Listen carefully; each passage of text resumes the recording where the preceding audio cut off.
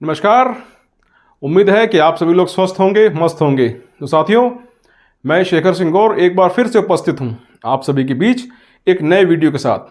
तो तब तक कि मैं ये वीडियो शुरू करूं, मेरी आप सभी से विनती है कि अपने इस भाई को थोड़ा सपोर्ट दिखाइए, थोड़ा सहयोग कीजिए और इस चैनल को सब्सक्राइब कर लीजिए।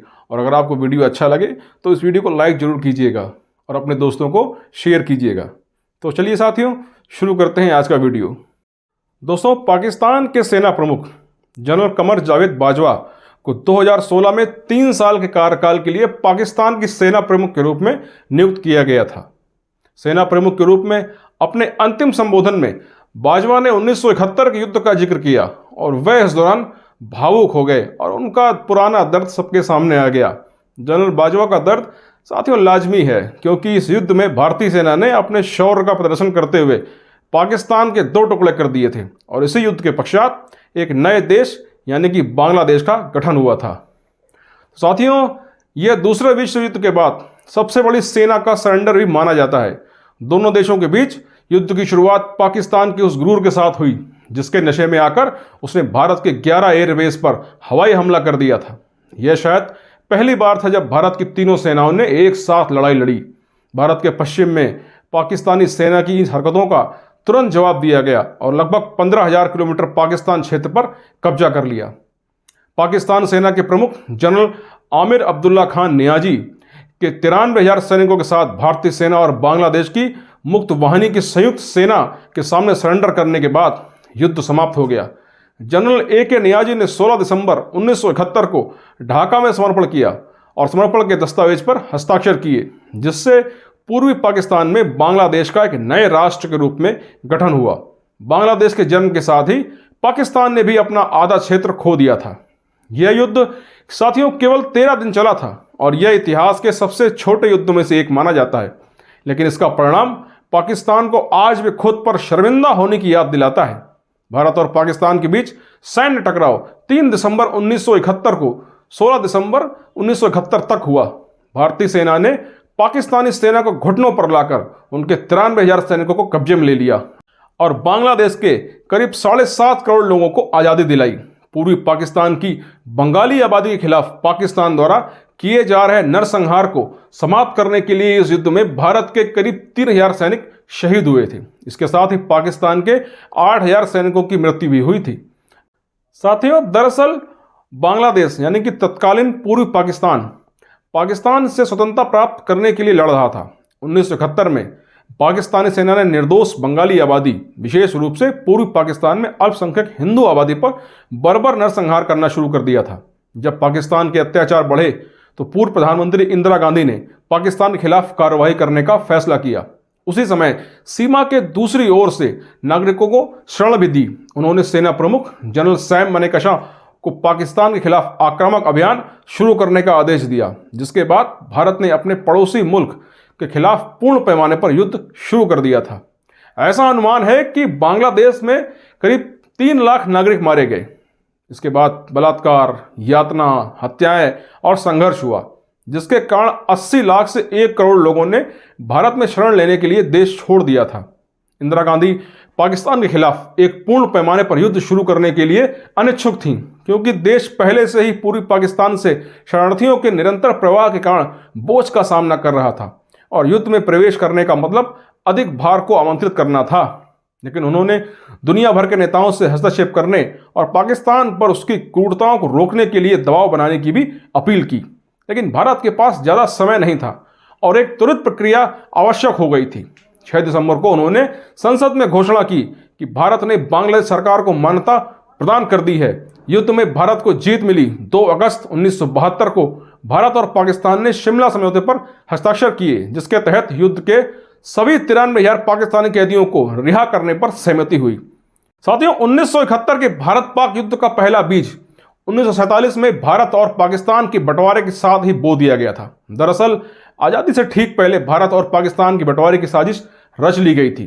बंटवारे के बाद उत्तर पश्चिम में पाकिस्तान बना और पूर्व में पूर्वी पाकिस्तान अस्तित्व में आया था। उन दिनों पूर्वी पाकिस्तान को अस्तित्व में लाने का मकसद सिर्फ और सिर्फ भारत की शांति व्यवस्था को अस्थिर रखना था। हालांकि यह बात दीगर है कि सामाजिक, सांस्कृतिक और बौद्धिक विषमताओं के चलते पाकिस्तान और पूर्वी पाकिस्तान के बीच की वैचारिक खाई कभी पट नहीं पाई। वहीं पूर्वी पाकिस्तान के प्रति पाकिस्तान का पक्षपातपूर्ण रवैया लोगों के अंदर विद्रोह की भावना को पैदा कर रहा था।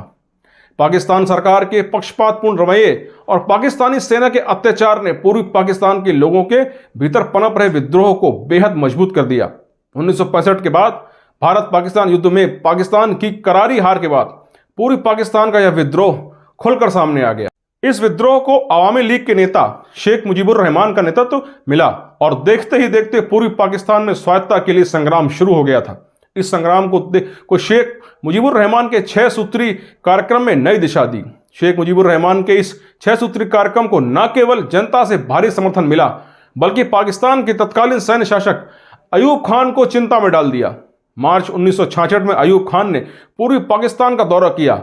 इस संग्राम को कड़ाई से कुचलने की जिम्मेदारी पाक सेना को दे दी गई। 1965 की जंग में भारत से करारी शिकस्त और पूर्वी पाकिस्तान के बिगड़ते हालात को आधार बनाकर पाकिस्तान सेना के तत्कालीन commander in chief general Yahya Khan ने तत्कालीन सैन्य शासक अयूब खान को राष्ट्रपति पद से इस्तीफा देने के लिए मंजूर कर दिया और खुद पाकिस्तान का राष्ट्रपति बन गए। याह्या खान ने पूर्वी पाकिस्तान के विद्रोह पर काबू पाने के लिए एक नई चाल चली। 28 नवंबर 1969 को राष्ट्र के नाम संबोधन में याह्या खान ने जल्द आम चुनाव करवाकर जनप्रतिनिधियों को सत्ता स्थानांतरित करने का वादा दिया। याह्या खान की सोच यहां गलत साबित हुई और पूर्वी पाकिस्तान में विद्रोह कम होने की जगह और मजबूत होता चला गया, जिसके बाद याह्या खान ने पाकिस्तान पीपुल्स पार्टी के जुल्फकार अली भुट्टो के साथ मिलकर सियासी साजिश रची और दिसंबर 1970 में चुनाव कराने का ऐलान कर दिया। याह्या खान को पूरी उम्मीद थी कि आम चुनाव में आवामी पार्टी के शेख मुजीबुर रहमान बहुमत हासिल नहीं कर सकेंगे, लेकिन नतीजे इसके ठीक उलट आए।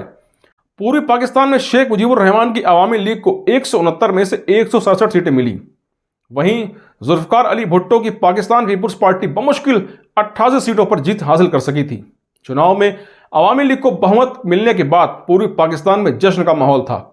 अब सभी यह तय मान रहे थे कि पाकिस्तान के प्रधानमंत्री की कुर्सी पर शेख मुजीबुर रहमान की ताजपोशी होगी और पूर्वी पाकिस्तान को उसका हक मिलेगा, लेकिन ऐसा हुआ नहीं। पाकिस्तान के तत्कालीन राष्ट्रपति और सैन्य शासक याह्या खान और पाकिस्तान पीपुल्स पार्टी के जुल्फकार अली भुट्टो किसी कीमत पर अवामी लीग की सरकार पाकिस्तान में नहीं बनने देना चाहते थे।